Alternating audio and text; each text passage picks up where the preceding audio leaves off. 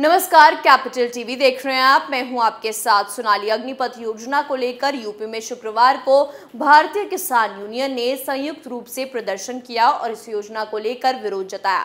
साथ ही जिलाधिकारियों के जरिए राष्ट्रपति के नाम इसको लेकर ज्ञापन सौंपा। इस रिपोर्ट में देखिए। केंद्र सरकार की अग्निपथ योजना के विरोध में शुक्रवार को यूपी में धरना प्रदर्शन किया जा रहा है।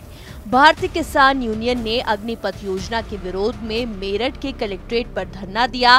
बागपत, बुलंदशहर, शामली, बिजनौर, सहारनपुर और मेरठ, श्रावस्ती, आगरा आदि जिलों में बीकेयू पदाधिकारियों और कार्यकर्ताओं ने प्रदर्शन और धरना देने के बाद योजना को वापस लिए जाने संबंधित ज्ञापन भी प्रशासन को सौंपा।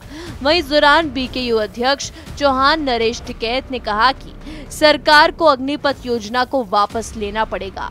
युवाओं के भविष्य के साथ खिलवाड़ किया जा रहा है।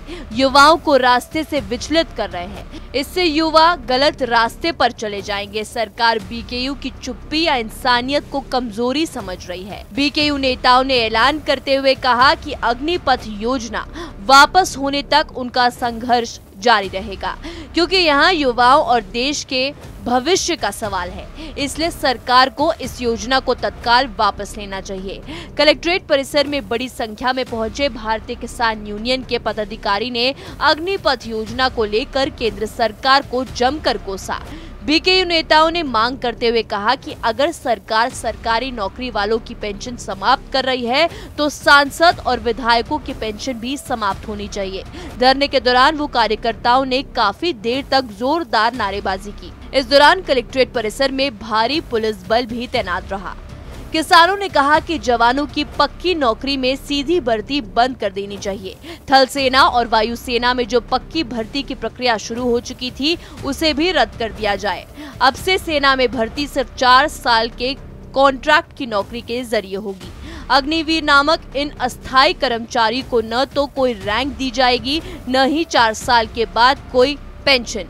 4 साल की सेवा समाप्त होने के बाद इनमें से 1/4 या उससे भी कम सेना में पक्की नौकरी दी जाएगी। पिछले कुछ दिनों से इस योजना को लेकर हुई चर्चा से ये साफ हो गया है कि ये राष्ट्रीय सुरक्षा को बहुत बड़ा धक्का है। 4 साल की सेवा के बाद 3/4 अग्निवीरों को सड़क पर खड़ा कर देना युवाओं के साथ भारी अन्याय है।